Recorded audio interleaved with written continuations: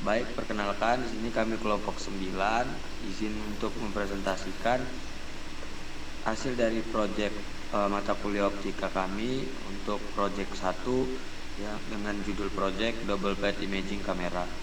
Mungkin bisa di next. Untuk anggota kelompok sendiri terdiri dari Grace Christine Agustin Bistolen, Abdul Hanif Sakif, saya Muhammad Gibran, lalu ada Yosya Roberto Pandapotan Utajulo. Pertama adalah latar belakang. Perkembangan teknologi dalam bidang optik telah mendorong inovasi sistem pencitraan berbasis prinsip pembiasan dan refleksi. Namun alat analisis optik modern masih cenderung kompleks dan mahal.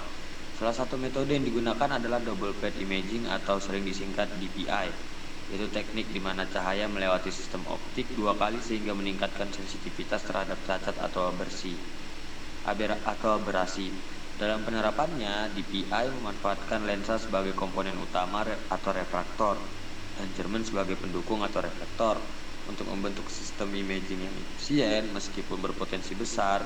Penggunaan metode ini dalam pembelajaran masih terbatas karena dianggap membutuhkan konfigurasi yang rumit. Oleh karena itu diperlukan pengembangan alat double pad imaging sederhana dengan komponen yang mudah diperoleh agar tetap mempertahankan prinsip optik dasar sekaligus menjadi media pembelajaran yang efektif. Selanjutnya mungkin akan dilanjutkan oleh teman saya. Oke, selanjutnya itu ada konsep perancangan alat.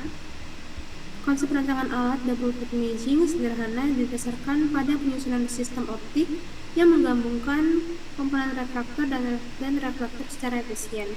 Lensa cembung digunakan sebagai elemen utama untuk membentuk dan memfokuskan citra melalui prinsip reflection, sedangkan cermin digunakan untuk memantulkan kembali cahaya sehingga terbentuk lintasan ganda atau double pass. Sumber cahaya terlebih dahulu dikolimasi agar menghasilkan berkas sejajar, kemudian dilewatkan ke lensa untuk membentuk citra, dipantulkan oleh cermin dan kembali melalui sistem optik yang sama. Hasil akhir diamati pada layar sebagai citra yang dipengaruhi oleh 2 kali proses perambatan cahaya. Dengan konfigurasi sederhana ini, alat tetap mampu mempresentasikan prinsip dasar sistem imaging tanpa memerlukan komponen yang kompleks. Untuk selanjutnya akan dijelaskan oleh Kasian.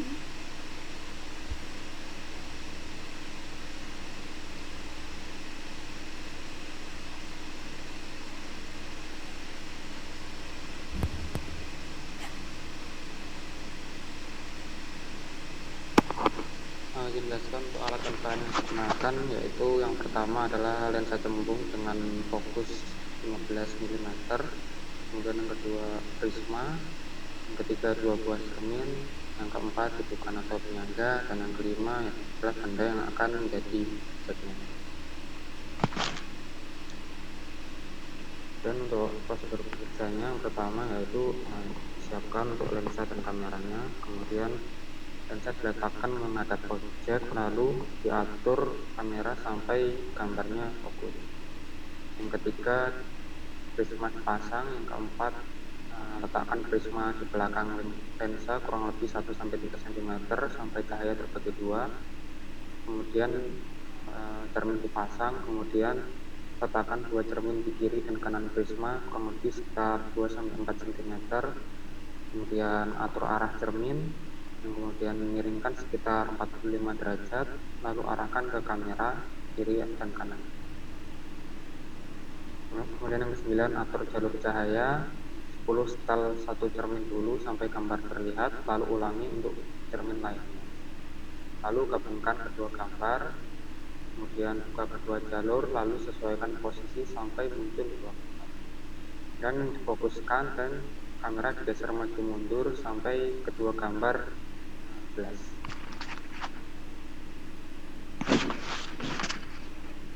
Oke, lanjut untuk hasil analisis akan saya jelaskan. Belum aja.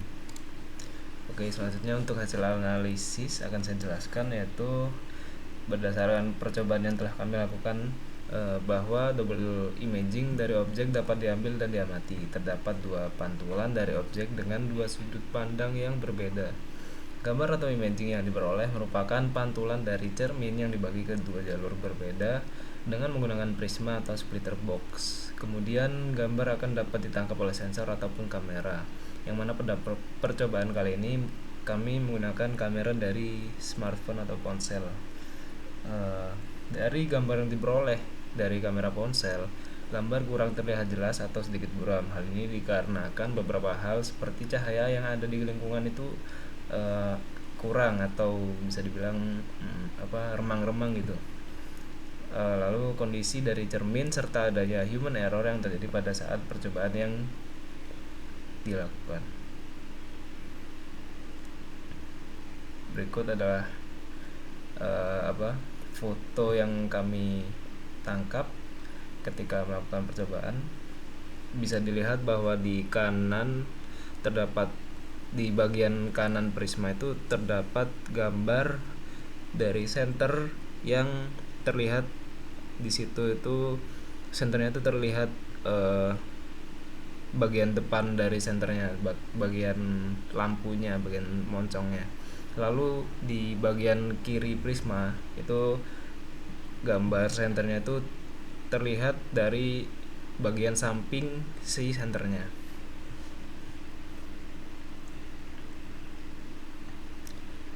Mungkin cukup sekian dari kelompok kami, kurang lebihnya mohon maaf. Assalamualaikum warahmatullahi wabarakatuh.